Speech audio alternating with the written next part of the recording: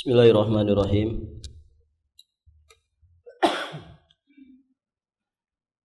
Assalamualaikum warahmatullahi wabarakatuh. Alhamdulillahi rabbil alamin, wal aqibatu lil muttaqin, wala udwana illa 'alal zalimin. Asyhadu an la ilaha illallah, ilahul awwalin wal akhirin. وأشهد أن محمدًا عبده ورسوله المبعوث رحمة للعالمين وصلى الله على خير خلقه وعلى آله وأصحابه أجمعين أما بعد اللهم إنا نسألك علما نافعا ونعوذ بك من علم لا ينفع. Para hadirin jamaah salat maghrib dan isya rahimani wa rahimakumullah. Alhamdulillah, pada malam hari ini insyaallah kita akan melanjutkan pembahasan kitab Syarah Aqidah Salaf. Kita masih di poin ke-96 sampai 99. Pembahasan pertama yang dibawakan oleh muallif hafizahullahu taala ini sudah kita bahas. Berikutnya beliau menyampaikan pembahasan kedua. Qala hafizahullahu ta'ala bahwa sunnah adalah wahyu dari Allah yang terpelihara dan terjaga sebagaimana terpeliharanya dan terjaganya Al-Quran. Taib. Para jamaah yang dirahmati Allah, kalau ada orang kemudian mengatakan, bukankah kemudian hadis-hadis Nabi ada yang riwayatnya dhaif, bahkan sebagian orang ada yang berupaya untuk menyebarkan hadis-hadis yang palsu atau hadis-hadis yang maudhu atau bahkan hadis-hadis yang la aslalahu, tidak ada asal usulnya. Baik para jamaah, maka kita katakan bahwa tidak ada satupun upaya dari sebagian orang atau dari sebagian kelompok atau siapapun yang berupaya kemudian untuk merusak sunnah atau hadis-hadis yang sah yang datang dari Nabi SAW, melainkan pasti akan ada ulama Rabbani yang memperingatkan umat darinya. Sehingga hadirin jamaah yang dirahmati Allah, kita akan dapati di setiap zaman akan ada ulama-ulama Rabbani yang kemudian mereka pakar di bidang hadis, sehingga mereka memahami hadis dengan sebenar-benarnya, baik dirayatan atau riwayatan, baik secara dirayahnya ataupun secara riwayahnya. Sehingga keberadaan ulama Rabbani ini, di mana mereka menjaga sunnah Nabi SAW, ini adalah bukti bahwa Allah Subhanahu wa Ta'ala menjaga kemurnian sunnah, menjaga keabsahan daripada sunnah Nabi sallallahu alaihi wasallam. Baik para jamaah, sehingga seorang muslim mesti meyakini bahwa sunnah Nabi itu juga terjamin, terjaga sebagaimana Al-Quran dijamin penjagaannya oleh Allah Subhanahu wa Ta'ala. Beliau sampaikan di sini, karena sunnah Nabi SAW adalah bayan yang memberikan penjelasan dan juga menafsirkan Al-Quran, sehingga seorang tidak akan mungkin mengerti dan paham akan apa yang dimaksud Al-Quran tanpa sunnah Nabi Sallallahu Alaihi Wasallam. Jadi tidak bisa dipisahkan antara Quran dan juga sunnah. Bahkan sebagian ulama ya mengungkapkan Al-Quran lebih berhajat kepada sunnah. Ada sekian banyak ayat-ayat yang kita tidak akan mungkin bisa memahaminya, apalagi kemudian mempraktekannya kalau kita tidak memahami sunnah. Yang paling mendasar saja misalkan urusan sholat. Di dalam Al-Quran datang ya secara garis besar tentang perintah atau kewajiban ibadah sholat. Wa aqimus shalah wa atuz zakah. Baik para jamaah. Terus rinciannya kita dapatkan dari mana? Kalau bukan dari sunnah. Ada yang pernah dapatkan di dalam Quran zuhur 4 rakaat? Ada ikhwan? Subuh 2 rakaat? Tidak ada. Begitu kan? Ini dari sunnah. Siapa yang pernah membaca di dalam Al-Quran ya batas-batas waktu sholat? Subuh dari mulai terbit fajar sampai terbitnya matahari. Zuhur dari semenjak zawal ketika matahari tergelincir ya dari titik tengah ke arah barat sampai kemudian bayangan benda sama panjang dengan benda tersebut. Yang itu adalah awal masuknya waktu asar. Dan asar berakhir ketika matahari sudah terbenam. Yang itu menjadi awal waktu maghrib. Kemudian waktu maghrib berakhir di dhihabi syafaqil ahmar, ya dengan hilangnya mega merah di ufuk barat, yang itu menjadi awal masuk waktu isya. Dan isya berakhir sampai nisfil lail. Salat isya berakhir sampai di pertengahan malam. Nah, ini rincian-rincian seperti ini datang di mana? Di dalam sunnah. Di dalam Al-Quran ada, tapi secara umum. Innas salata kanat 'alal mu'minina kitaban mauquta. Sesungguhnya salat itu merupakan kewajiban atas orang-orang beriman yang telah ditentukan batasan-batasan waktunya. Demikian pula rincian-rincian zakat, rincian-rincian ibadah puasa, begitu kan? Rincian-rincian manasik haji ataupun manasik umrah. Barakallahu fikum. Dan rincian syariat-syariat yang lainnya. Jika kita tidak memahami sunnah, maka akan berat bagi kita memahami Al-Quran tersebut. Baik para jamaah.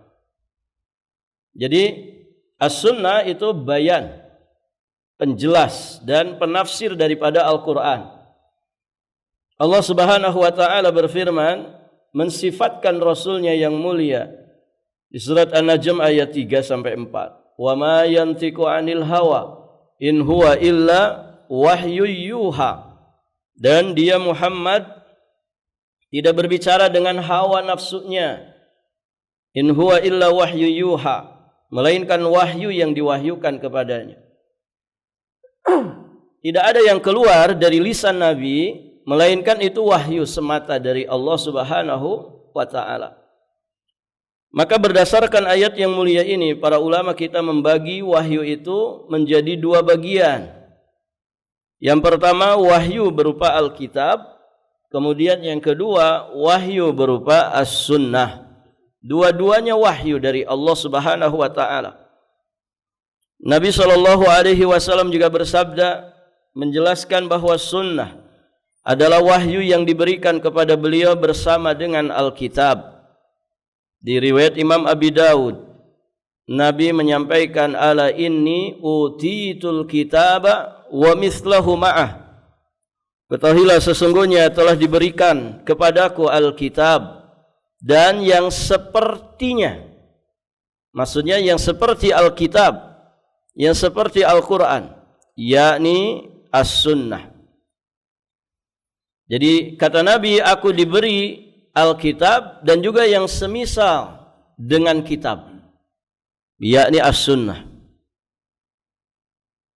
Oleh karena itu, beliau sallallahu alaihi wasallam bersabda mensifatkan dirinya bahwa tidak keluar dari beliau kecuali kebenaran di atas kebenaran, sambil beliau memerintahkan kepada sahabat untuk menulis apa yang datang dari beliau. Di riwayat Imam Ahmad, riwayat Imam Abu Dawud, Nabi menyampaikan, "Uktub, fawalladzi nafsi biyadi ma kharaja minhi illa haq." Tulislah demi Allah yang jiwaku berada di tangannya, tidak keluar dariku melainkan al-haq. Tidak keluar dariku melainkan al-haq. Kemudian di sini beliau juga menukilkan firman Allah di surat Al-Hijr ayat yang ke-9 tentang jaminan Allah Subhanahu wa taala dalam penjagaan Al-Qur'an. Allah berfirman, "Inna nahnu nazzalna dzikra wa inna lahu lahafizun." Sesungguhnya kamilah yang menurunkan Al-Qur'an dan sesungguhnya kamilah yang akan benar-benar menjaganya. Wa inna lahu lahafizun.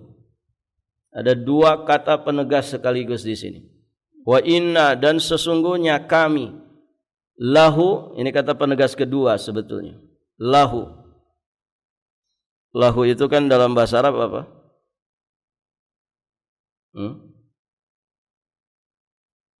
Jar dan majrur.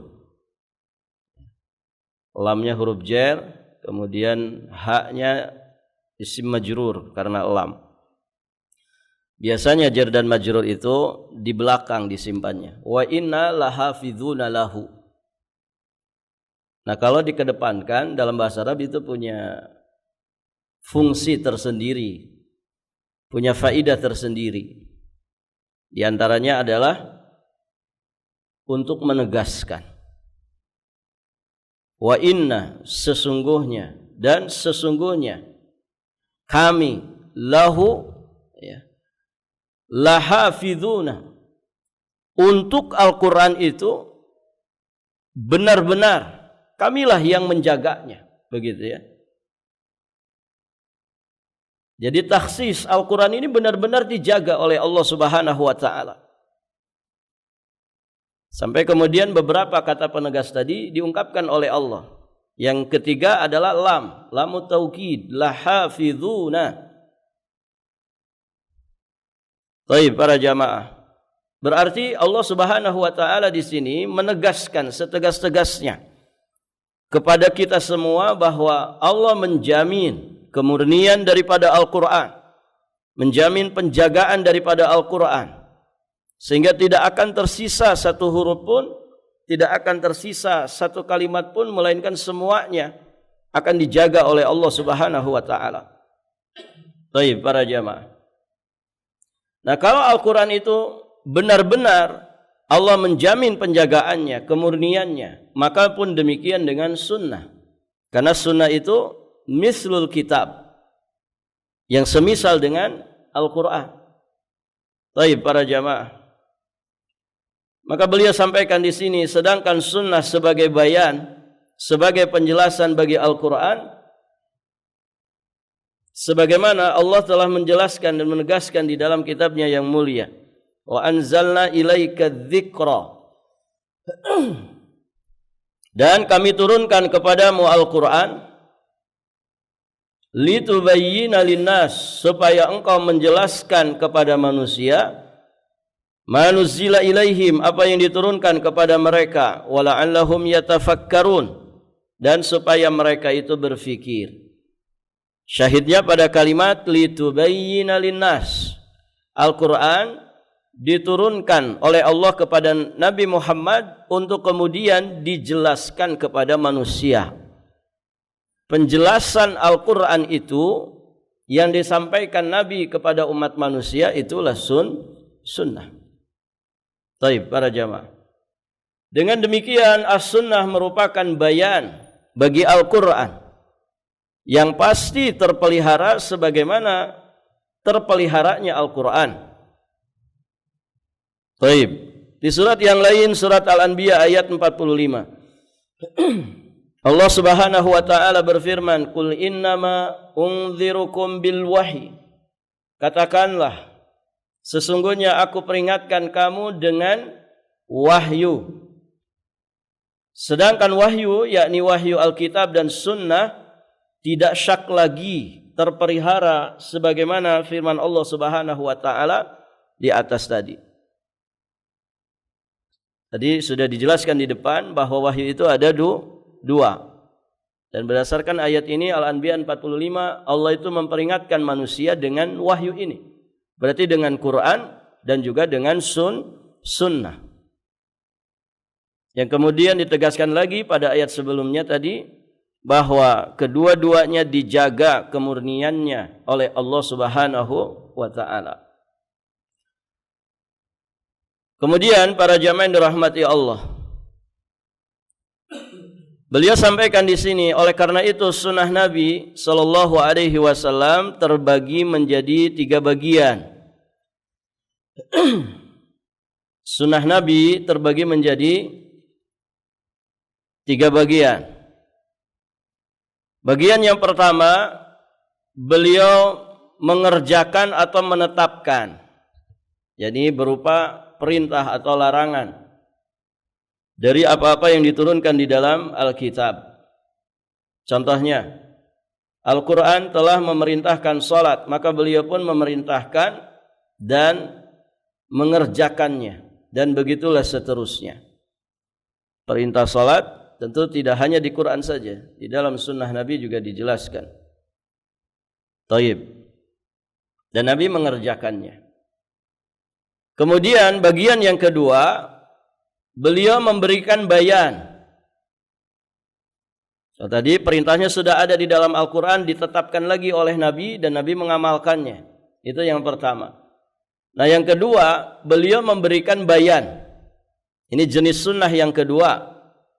Yani Nabi memberikan penjelasan apa-apa yang telah Allah turunkan di dalam kitabnya secara jumlah. Contoh, beliau menjelaskan apa yang dimaksud oleh ayat. Ayat ini maksudnya ini. Banyak ya. Ayat-ayat yang kemudian tafsirannya itu dari penjelasan Nabi. Kemudian beliau menjelaskan apakah ayat tersebut bersifat umum atau khusus dan seterusnya. Kemudian beliau juga menjelaskan bagaimana cara mengerjakannya, yakni kaifiyatnya. Kemudian beliau memberikan ziyadah, memberikan tambahan-tambahan yang tidak terdapat di dalam ayat tersebut. Ya, seperti misalkan ayat wudu dan lain-lainnya. Wudu di dalam Quran ada berapa anggota yang dibasuh? Ikhwan, ayat tentang wudu, fagzilu wujuhakum wa aydiyakum ilal marafiq wamsahu biru'usikum warjulakum warjulakum ilal ka'bain. Jadi kan 4 ya, wajah, tangan, mengusap kepala, kemudian kaki. Taib. Kalau di dalam sunnah ada tambahan enggak? Ada ziyadah tidak? Ada. Baca basmalah. Walaupun khilaf di kalangan para ulama, wajibkah ataukah sunnah baca basmalah? Sebagian merojihkan sunnah hukumnya, diawali dengan basmalah. Kemudian mencuci kedua telapak tangan. Kemudian madmadah. Madmadah itu berkumur-kumur. Istinsyak, kemudian istinthar, menghirup air ke hidung, kemudian mengeluarkan air dari hidung. Ini kan tambahan-tambahan yang datang dalam sunnah, dari sunnah Nabi Sallallahu Alaihi Wasallam. Taib. Kaifiyat, ya kaifiyat dari mengusap kepala itu kan datang juga dari sunnah. Wamsahu biru'usikum. Kalau dalam ayatnya kan wamsahu biru'usikum.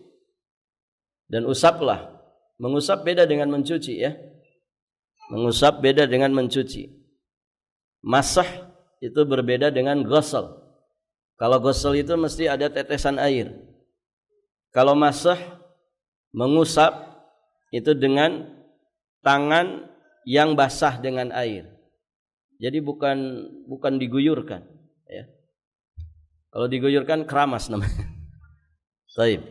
Beda dengan mencuci. Kalau mencuci ada qatrah, ada air yang mengalir, dialirkan. Wajah, tangan. Tapi kalau masah itu berarti mengusap dengan tangan yang basah. Baik, para jamaah. Kaifiyat mashur ra'si itu adanya di mana? Di dalam sunnah.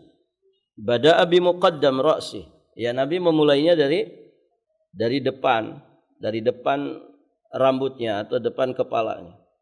Kemudian beliau usapkan sampai ila qafahu, sampai bagian tengkuk belakang. Kemudian mengembalikannya ke depan. Baik, para jamaah. Sebagian mengatakan boleh juga dari belakang dulu, dikedepanin, kemudian dikebelakangin lagi. Baik. Nah, ini kaifiat seperti ini. Kemudian misalkan menyela-nyela jari kaki dengan kelingking, begitu ya. Ini semua datang dari sunnah Nabi Shallallahu Alaihi Wasallam. Taib. Nah, itu Nabi memberikan bayan. Nah, bayannya itu ya diantaranya 4 model tadi yang beliau sampaikan.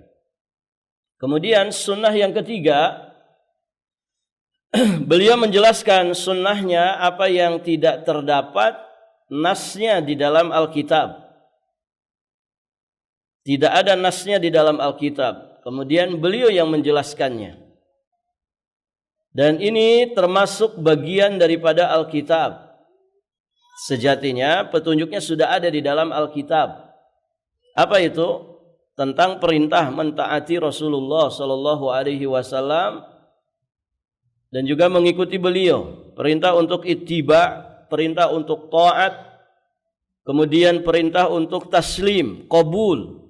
Ya, kepada apapun yang disampaikan, apapun yang datang dari Nabi sallallahu alaihi wasallam.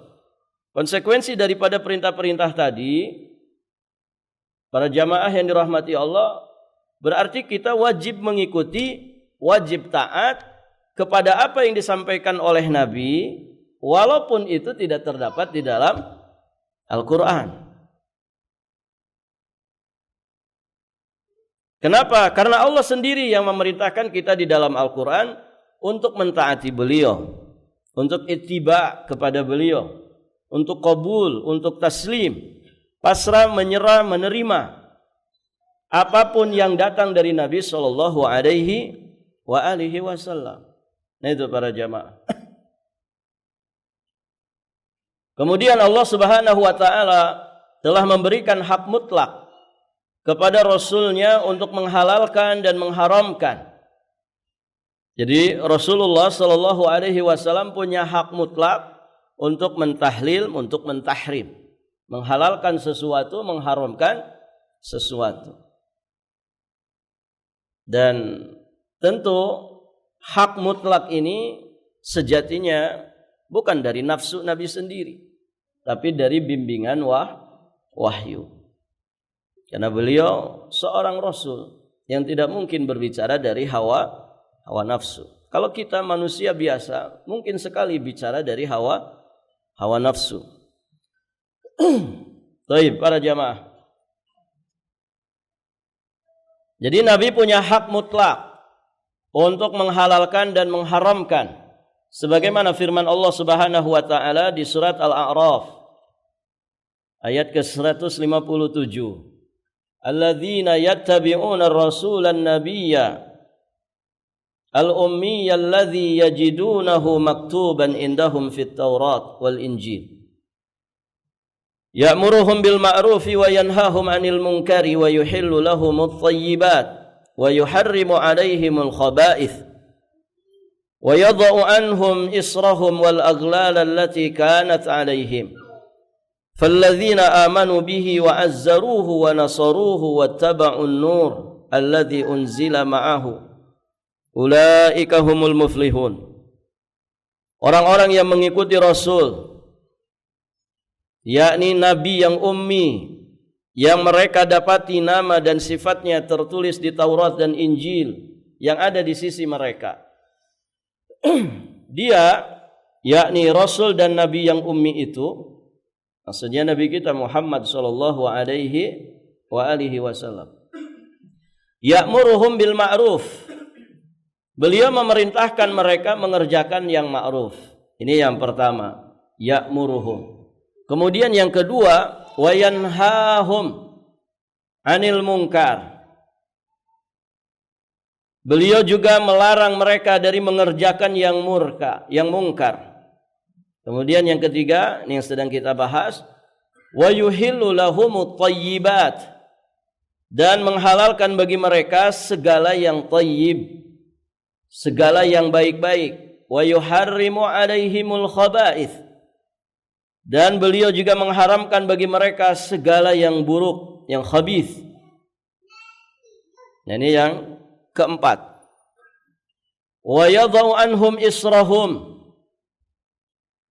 kemudian menghilangkan dari mereka beban dan belenggu-belenggu yang ada pada diri mereka. Ini yang kelima.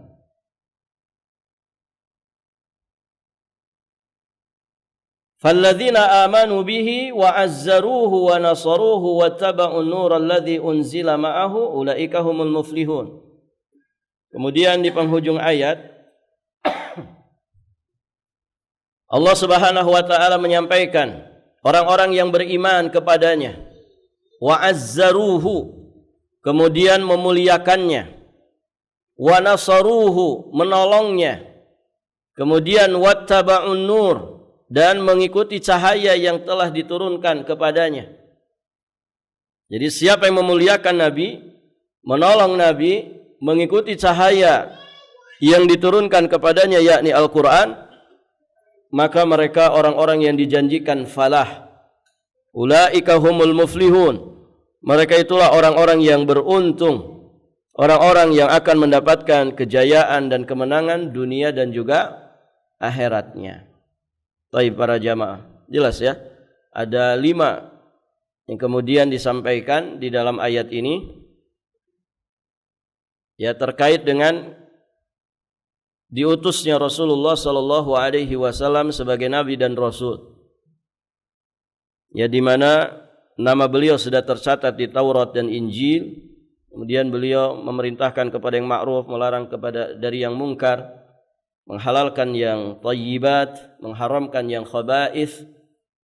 Kemudian juga beliau, barakallahu fikum, menghilangkan dari mereka, yakni dari Bani Israel, beban-beban dan belenggu yang ada pada mereka. Baik, para jamaah yang dirahmati Allah Subhanahu wa taala. Di sini ada footnote yang beliau sampaikan dari sebagian terjemahan pada kalimat wa yadh'u anhum israhum wal aghlal allati kanat alaihim. Baik.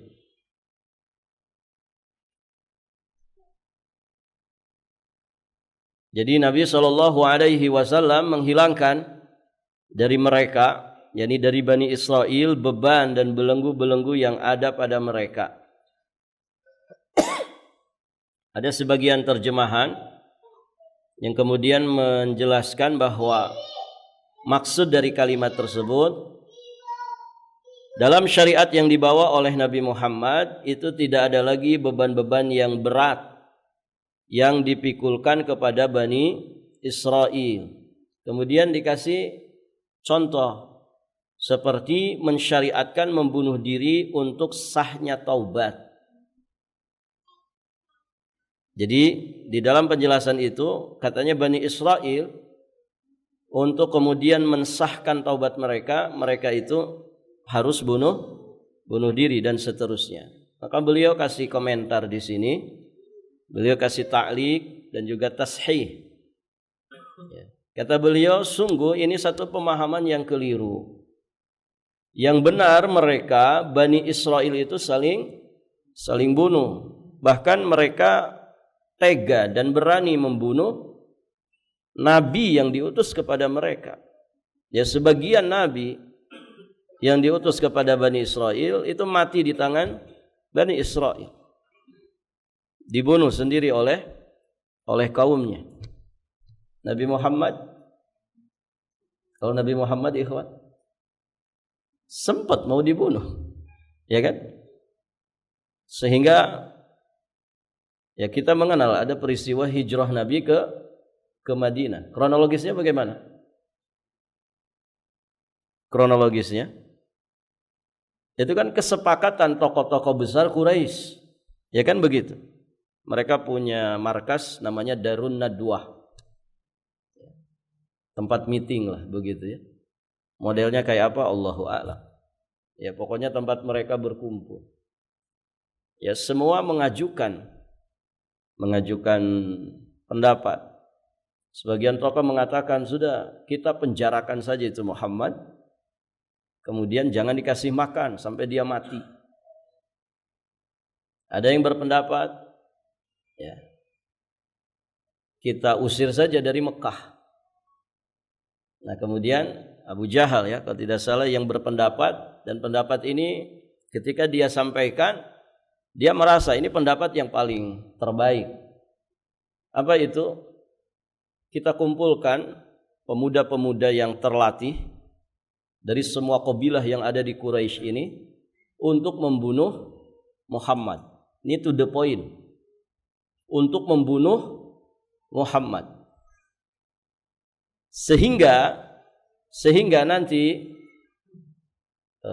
kabilahnya Nabi itu apa? Bani Hashim ya. Sehingga nanti Bani Hashim tidak bisa menuntut pembunuhan ini. Kenapa? Karena pelakunya banyak. Maka ada sekitar 10 pemuda yang terampil ya dengan senjatanya untuk kemudian disepakati sama-sama membunuh Nabi Muhammad dengan pedangnya. Sehingga nanti akan ringan tuntutannya. Ya Bani Hashim tidak akan menuntut karena ini rame-rame. Yang membunuh rame-rame. Sehingga kalaupun ada tuntutan hanya bayar diat saja. Begitu. Ini kan luar biasa, makar. Niat yang begitu keji dan jahat untuk membunuh Nabi Muhammad sallallahu alaihi wasallam. Jadi Nabi yang paling mulia saja sudah ada perencanaan untuk dibunuh. Perencanaan untuk dibunuh. Dan ini perbuatan keji yang luar biasa. Dan itu yang kemudian disepakati. Akhirnya dikumpulkan 10 tokoh pemuda yang terampil memainkan senjata. Dan dikerjakannya kapan? Malam hari. Begitu ya. Makanya kita setiap saat berlindung dari kejahatan malam apabila gelap gulita. Karena memang setan itu biasanya berbuat jahat di malam hari. Setan bangsa jin atau setan bangsa manusia biasanya melancarkan aksi kejahatannya di malam hari. Di Balikpapan ini baru-baru ini rame ya, curanmor. Di sini ada nggak Pak? Di sini aman ya, banyak polisi di sini. Baik para jamaah, di beberapa daerah, di daerah tempat saya itu, ya, Karangjoang. Itu dalam waktu sebulan entah berapa motor gitu, dicuri. Dan itu malam hari, CCTV-nya ada. Selalu malam hari. Ada orang punya proyek, itu alat-alat bangunan juga diambilnya. Tapi kemarin ditungguk. Apa ditungguk itu? Diintai gitu ya. Apa ya, pokoknya dipantau gitu, dijebak. Ketangkap 3 orang atau 2 orang, itu sempat viral ya. Itu di daerah sana, Kilo 11. Jadi di proyek besar. Dan mereka berdua apa bertiga ini memang sudah merencanakan juga untuk mencuri motor. Oh, digerebek sama masyarakat. Dan itu kejadiannya kapan? Malam hari. Jadi setan bangsa jin ataupun setan bangsa manusia biasanya memang melancarkan kejahatannya itu di malam hari. Ya dari dulunya begitu. Nah ini orang-orang tokoh Quraisy juga berencana membunuh Nabi Shallallahu Alaihi Wasallam itu di malam hari. Karena memang malam hari ya sikon yang tepat untuk orang melancarkan kejahatan. Orang kan rata-rata sedang lengah, sedang istirahat, sedang tidur. Orang kalau ada yang mau membunuh orang yang sedang tidur, tidak peduli apakah dia master karate kah, master kungfu. Kalau sedang tidur bisa menghindari. Tidak bisa. Ya. Mungkin kalau sedang siang hari, sedang sadar, sedang melek, bisa dia duel atau bahkan bisa dia mengalahkan 5 orang mungkin karena master bela diri. Tapi kalau sedang tidur, makanya ya jangan lupa terus membaca zikir pagi dan petang. Ya, salah satunya kan membaca muawwidzat, ya surat-surat yang di dalamnya berisikan permohonan perlindungan. Salah satunya surat Al-Falaq.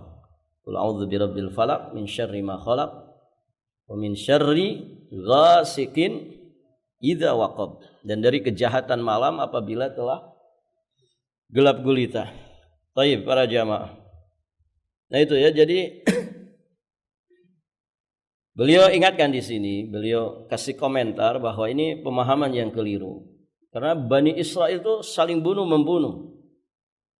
Yang tidak menyembah sapi membunuh kepada yang menyembah sapi. Dan demikian seterusnya dijelaskan di dalam tafsir-tafsir para ulama tentang surat Al-Baqarah ayat 54 ini. Ya bahkan mereka tega tadi ya membunuh nabi yang diutus kepada mereka, sebagaimana orang-orang Quraisy juga dulu ya sudah merencanakan makar untuk membunuh Rasulullah sallallahu alaihi wasallam. Namun tentu Allah berkehendak lain ya. Sampai kemudian ada peristiwa hijrahnya Nabi sallallahu alaihi wasallam ke kota Madinah. Baik para jamaah, kita lanjutkan sedikit lagi. Apa saja yang Rasulullah haramkan sama seperti apa yang Allah haramkan, meskipun tidak terdapat nasnya atau dalilnya secara langsung di dalam Alkitab. Akan tetapi tidak sedikit dalil-dalil dalam Al-Quran yang telah memerintahkan kepada kita untuk taat dan mengikuti Rasul, mengerjakan apapun yang beliau perintahkan dan menjauhi apapun yang beliau larang, sebagaimana telah saya kutip sebagian ayatnya. Kemudian ayat di atas secara khusus menjelaskan kepada kita bahwa beliau diberi hak oleh Allah Subhanahu wa taala untuk menghalalkan dan mengharamkan, dan beliau pun telah menegaskan dengan sabdanya, ala wa inna ma harrama Rasulullah mithlu ma harramallah. Ketahuilah sesungguhnya apa-apa yang Rasulullah haramkan sama seperti yang Allah haramkan. Kesamaan di sini bukan berarti derajat Nabi seperti derajatnya Allah. Bukan. Tapi karena apa yang diharamkan oleh Nabi itu sejatinya wahyu dari Allah. Dan kita mematuhinya karena Allah yang memerintahkannya. Untuk mematuhi apapun yang Nabi perintahkan, untuk meninggalkan apapun yang Nabi larang. Begitu. Baik para jamaah yang dirahmati Allah. Hadis ini sahih riwayat Imam At-Tirmidzi, Imam Ibnu Majah dan yang lainnya. Nah, oleh karena itu tidak ada alasan bagi siapa saja untuk mengatakan bahwa hukum ini tidak terdapat di dalam Al-Qur'an atau hadis ini bertentangan dengan Quran. Ya, atau misalkan seperti yang disampaikan oleh Ingkarus Sunnah, bahwa Al-Quran itu murni terjaga sedangkan hadis itu datang dari manusia. Begitu. Sehingga mereka hanya berpegang kepada Quran dan mencampakkan hadis-hadis Nabi walaupun itu sah datang dari Nabi. Nah ini jelas batil para jamaah. Terus bagaimana mereka mengamalkan ayat-ayat tadi ya tentang perintah untuk ittiba ya kepada Nabi, perintah untuk taslim, qabul, menerima apapun yang datang dari Nabi. Nah, itu mereka bagaimana itu mempraktekkan ayat itu. Terus bagaimana mereka mempraktekkan ayat-ayat yang datang secara mujmal, secara garis besar, yang rinciannya ada di hadis Nabi. Bagaimana mereka mempraktekannya kalau tanpa sunnah Nabi? Jadi sejatinya orang-orang yang ingkarus sunnah, sejatinya mereka sekaligus ingkarul Quran. Walaupun mereka teriak-teriak, kami hanya ngambil Quran saja. Enggak ada. Sejatinya mereka juga mengingkari Al-Quran. Baik, para hadirin jamaah yang dirahmati Allah. Kemudian selanjutnya beliau bawakan beberapa hadis yang menunjukkan bahwa sunnah Rasul itu menjelaskan Al-Quran. Ini nanti saja kita bahas. Tolong kasih tanda.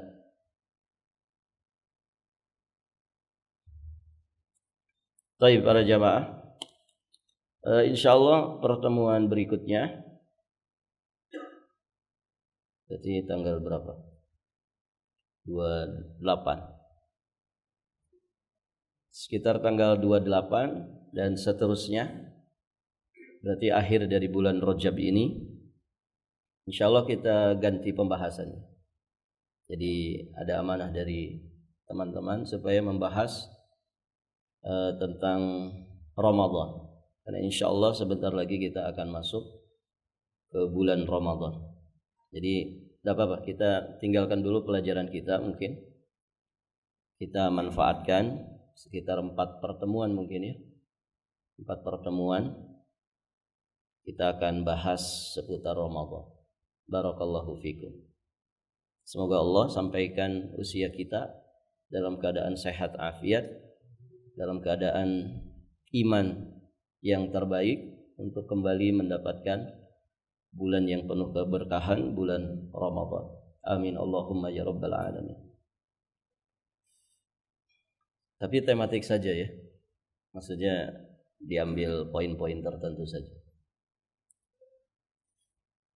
Ya, kalau bahas semua fikih Ramadan ya tidak cukup.